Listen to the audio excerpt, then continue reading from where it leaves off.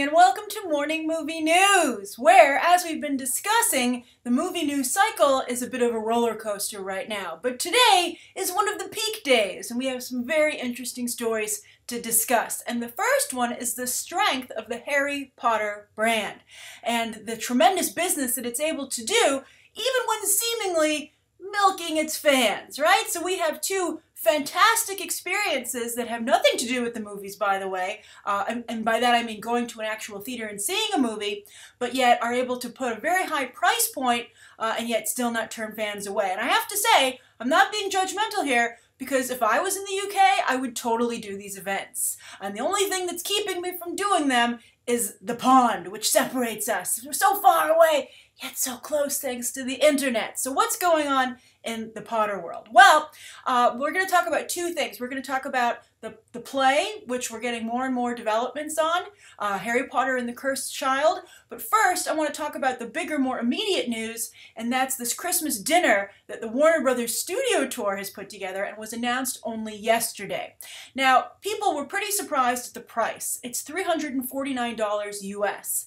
And the thing already sold out. It's just for one night, December 3rd. I wouldn't be surprised if they added more nights this year, or at the very least added additional nights next year. So this is the package, and unfortunately, again, it is sold out. I'm putting links down below in the video description for both of these events, the play and the dinner, just so you can see a little bit more about it and keep an eye on them if more opportunities become available, if you are, within commuting distance of those events. If you're in the UK, I know there are a lot of UK BTT viewers. I love you guys, so I want to make sure that you have a heads up on this so that you can participate in these events, because the play is still in play. But anyway, as for this dinner, what do you get for your $349? Well, it's a 6-hour event. It's from 6 p.m. in the evening till midnight. And you go to the Warner Brothers studio tour, and you get to have a really elaborate dinner in the Great Hall, in the actual set where they had all those memorable meals during the Harry Potter movies. Now, if you go to the website, you'll see that they set up banquet tables for this dinner. So it looks a little bit more like the Harry Potter version of the prom that they've had a couple of times in the movie. I would have preferred for them to have the great big bench table, so it truly was like sitting in the Great Hall and having a meal, but I guess close enough. I would also imagine they could fit more people in that way, but I guess they feel if you're paying $349 for dinner, you want an actual chair, not a spot on a bench. But I actually beg to differ. If I'm paying that kind of money, I want the full Harry Potter experience. But anyway, this time around, you sit at a banquet table. So you have this elaborate dinner. In the pictures, they have people in black tie. I'm like, you really expect me to dress up to that degree for this? I mean, I'll dress up a little bit, I guess, if that's the idea. That'll be fun. But asking people to put on tuxes and ball gowns seems a bit much. Also for 6 hours, no less. But anyway, after dinner, you get to do the whole tour, the whole studio tour with the Harry Potter stuff. And they've set everything up for the winter scenes, right? So it's all dressed as if it's Christmas, obviously, because that's what you're celebrating. Then you get to have dessert bowls on platform 9 3/4. You have 3 choices of dessert bowls. And then you get to have some butterbeer at the cafe while you window shop, on Diagon Alley. I don't know if the stores are open. I think that they only have shopping at the Universal Orlando version of Diagon Alley, which is amazing, by the way. The Universal Harry Potter experiences are fantastic, and so that gives me even more confidence in this event. And then there's music and dancing and a cash bar if you would like to partake in some alcoholic beverages at the very end. But I think that sounds incredibly festive and awesome, and I just absolutely adore it. I think it's a fantastic idea, and you can see it is a fantastic idea because it's sold out. But here's another shocker. You can only be 18 and up to attend this event, which I find pretty amazing, because you would think there would be a large demand for it from people under 18, right? Teens and below. So anyway, I wouldn't be surprised, considering how fast this sold out, basically in about 24 hours, that they will do it in the future and probably have, some events that are available for younger fans. And it reminds me a lot of Disney World's holiday parties. They have a Halloween and a Christmas party at their theme parks, which are ticketed special events. And so Warner Brothers, without a theme park, by the way, is moving in the same direction. We need one in the United States. This is so awesome. All right, so let's go on to the play.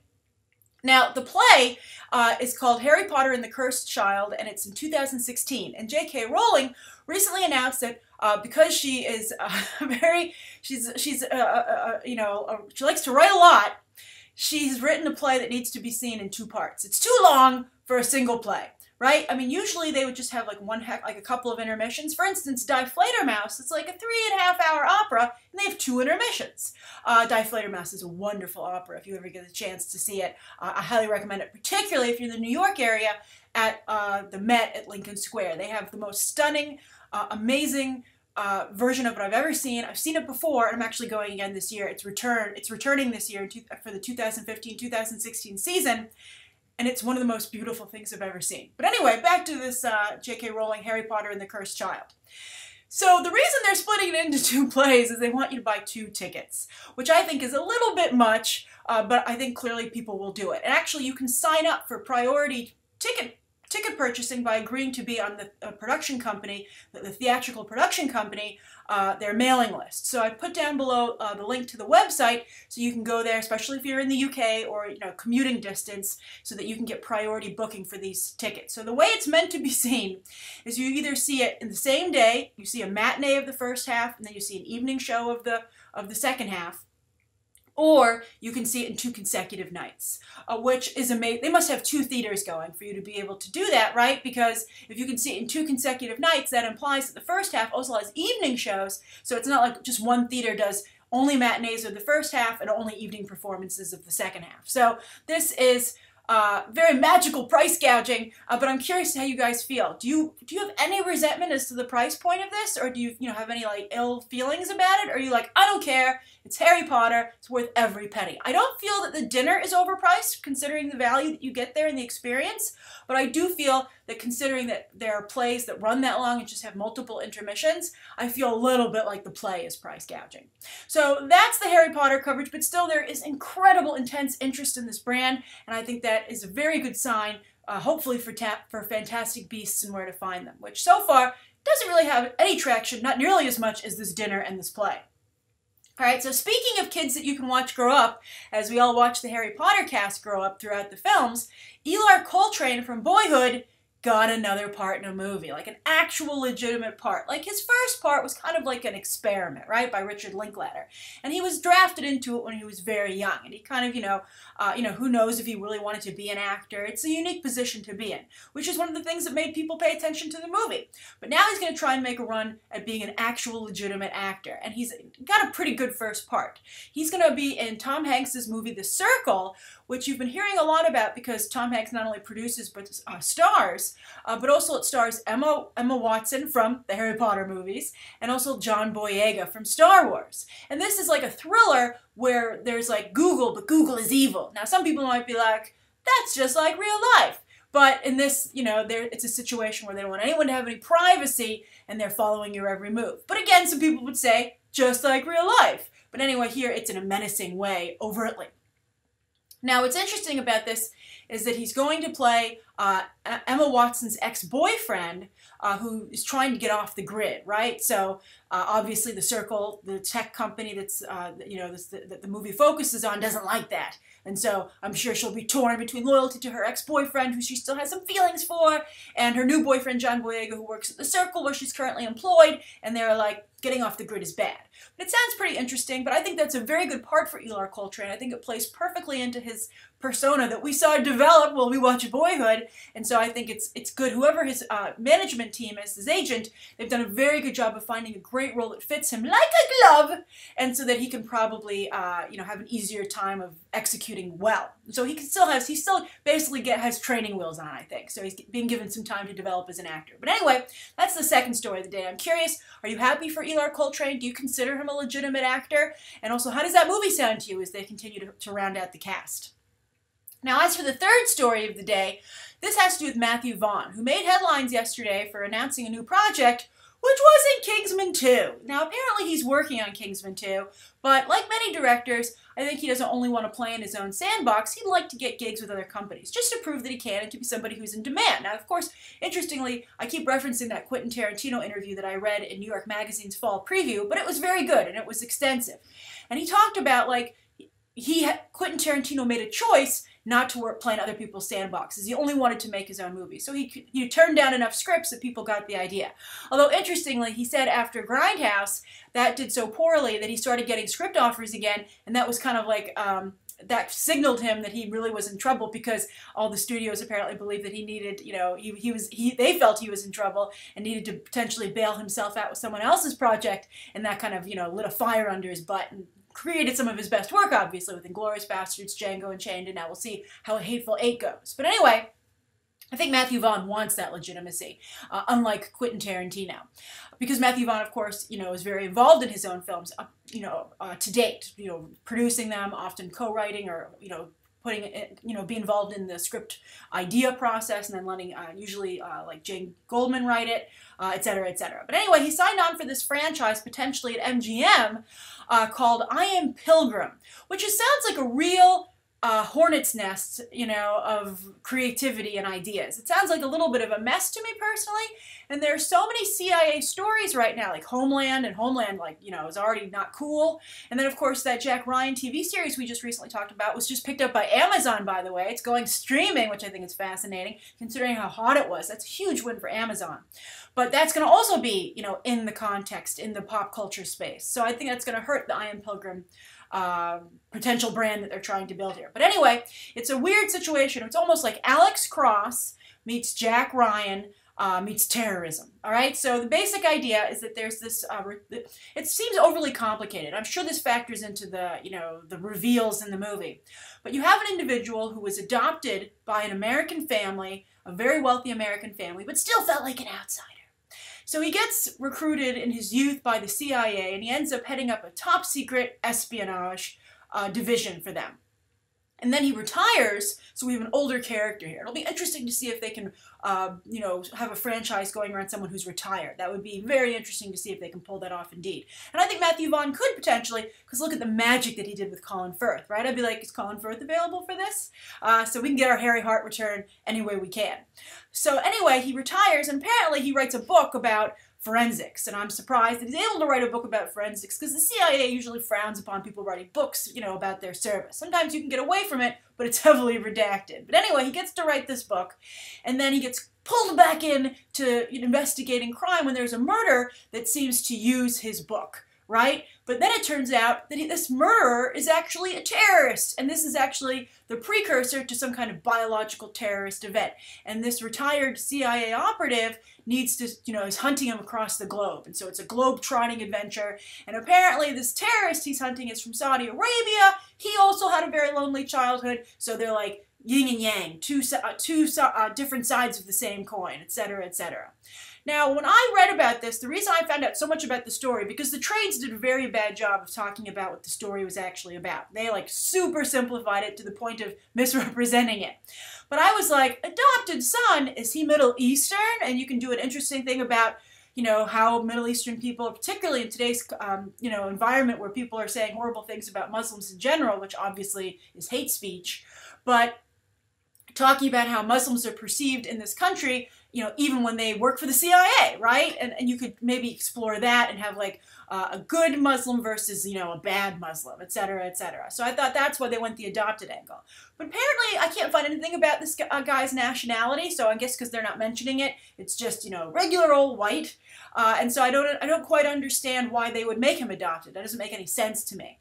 And also I don't understand, you know, the whole, you know, they're going to try and, you know, personify the terrorist and make it like a gray area where you don't know how bad he is, and maybe you can see his point, which is dangerous to, you know, justify terrorism for obvious reasons, although I'm sure some of you will disagree with me on that. But I think you can see that this just looks very complicated, and I hope Matthew Vaughn can sort it out. But if I were him, I would be looking for more solid home runs, especially if I was going to work for someone else, right? If it's your own project, you can own the potential failure.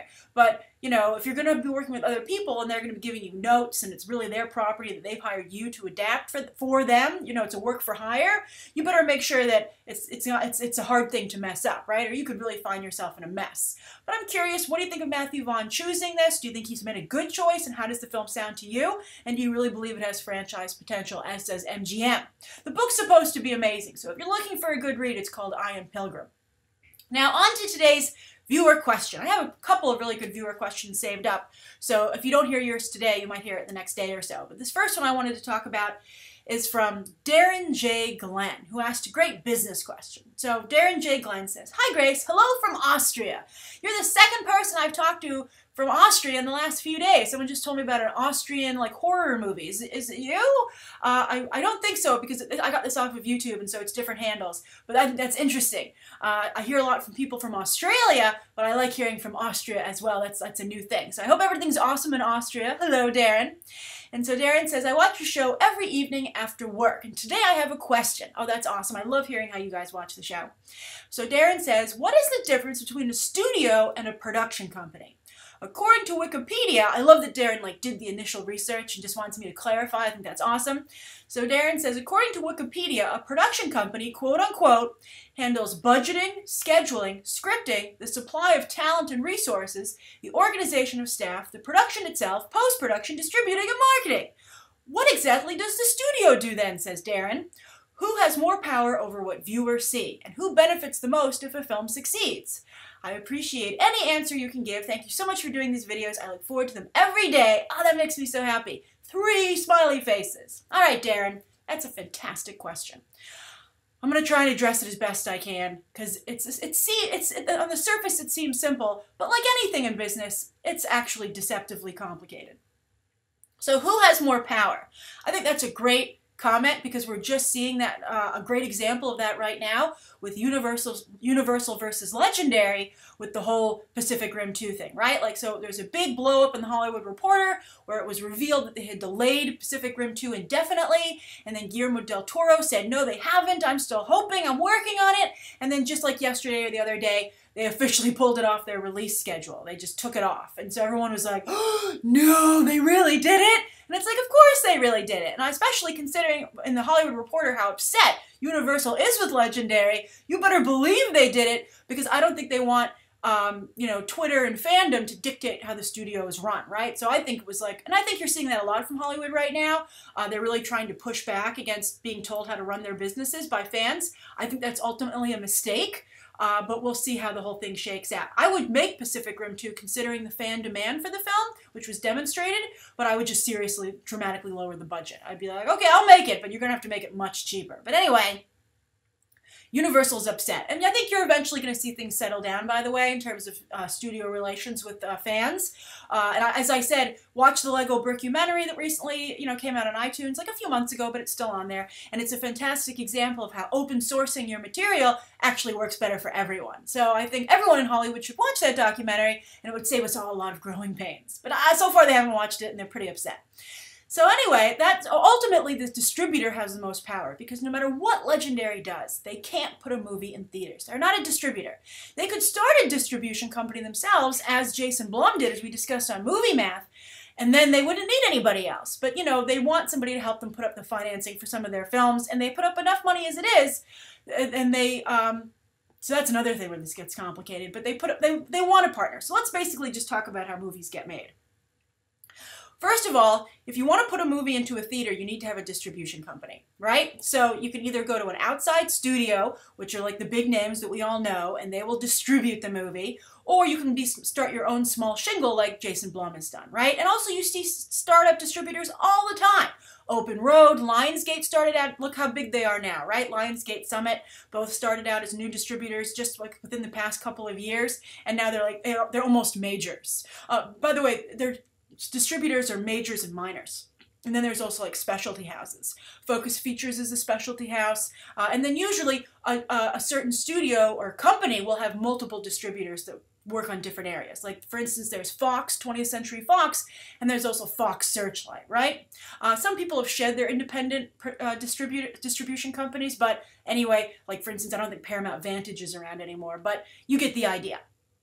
So, and it used to be back in the old days with the studio system, they did everything. Movie studios did everything, right? So you would be under contract to a studio, and there were no production companies. The studios made their own movies. But then the studio system went away. People became free agents, and production companies spurted up. And production companies, so basically studios don't really make their own movies anymore. Studios only distribute a film and market a movie. That's what they're in charge of. And also, they they help oversee a film's production. So again, as I said, it's actually quite complicated, right? So let's go approach it from the other end. So now you basically have the idea that a studio is like a distributor, right? So they don't actually make the product, but they oversee it. For instance, every movie has somebody from the studio. If it's not an acquisition, and that's a whole other animal that we'll leave for another day. If it's not an acquisition, if it's made with a distribution deal in place, usually it's a first look deal with the studio. Executive at the studio will overlook the production company to make sure the studio's best interests are being looked after. So there's constant discussion and a dialogue between the distributor, the studio, and the production company, but they have different roles, right? And also the studio will often supply some financing. But it gets tricky because a lot of production companies today also supply financing. For instance, Legendary Pictures, and this is where a lot of the arguments came from, not only produces movies itself, but also supplies financing. So they give a lot of money to pictures, and then they were claiming credit for it creatively. And so that's what made a lot of Warner Brothers and now Universal upset.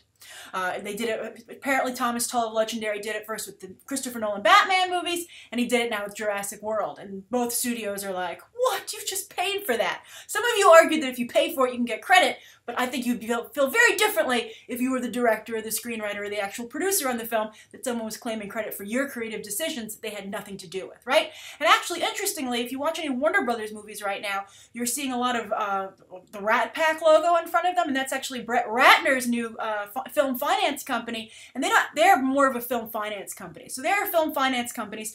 You know, there's very little regulation in Hollywood, and people change labels all the time. For instance, even agencies can package a picture with their talent. For instance, Z for Zachariah was pretty much packaged by CAA. That's all their talent, and they put that movie together to push that talent. You know, not only the actors but also the director. So anyway, what an agency does is they take that package to either a production company or a studio to get that movie together. So if you're a producer and you have a production, every producer has a production company, by the way. So, you know, Jerry Bruckheimer has a deal with, like, for instance, Disney.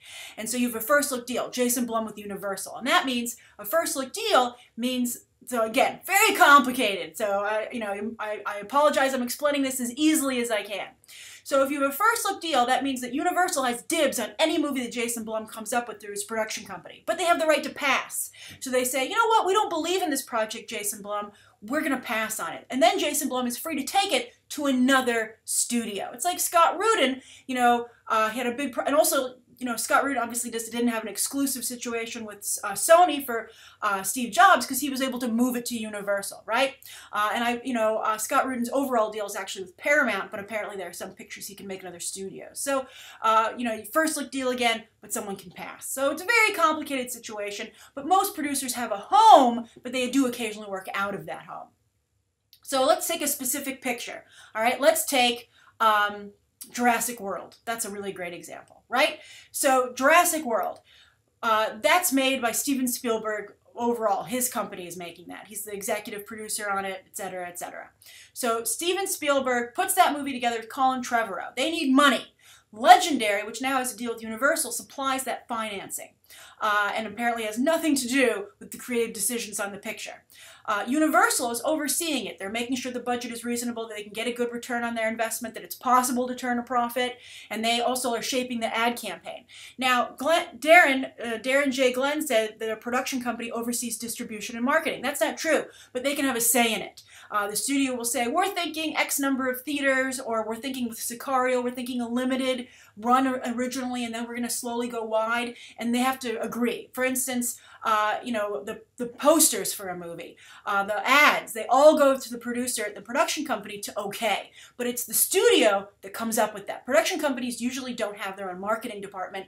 That's at the studio. So you're outsourcing it to the studio if you're the production company, but you do get to approve it if you're smart enough to put that in your contract. But if you're a big, powerful producer, you do. This is the longest answer ever. But anyway, but the final say is the studio. You can get into a fight about it, and there are lots of fights in Hollywood, apparently, as you can see, because there are not enough clear delineations of who's in charge of who, but, you know, at the end of the day, the studio is really, they can also pull a plug. You've seen Disney almost pull a plug on The Lone Ranger. I think ultimately the studio has the most power because they can pull the plug on a movie, and if the contract says that person can't take it somewhere else, the thing just dies. Like Pacific Rim 2. They can't take Pacific Rim 2 somewhere else, so Universal killed it out of spite, okay?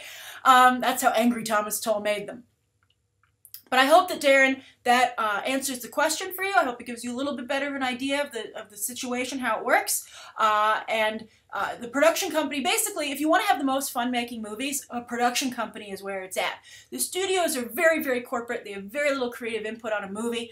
And that's just to give you an idea of where you want to seek a job if you're looking to do something. If you want to play, you go to the production company. But if you want to work in marketing, right, you got to go to the studio. Or they're independent. Sometimes they'll subcontract that out to independent publicity companies. There are a number of them in New York City and Los Angeles, and they'll handle dealing with the press, etc., and the screenings for the studio. So it's a big spaghetti mess. But that's just a little bit of an introduction to it. So thank you for your question, Darren. I think it was an excellent one. Have a wonderful day in Austria. I hope everybody has a great day. Thank you so much for tuning in. Please let me know what you'd like to see covered tomorrow and any questions that you might have. Thanks for watching. Bye.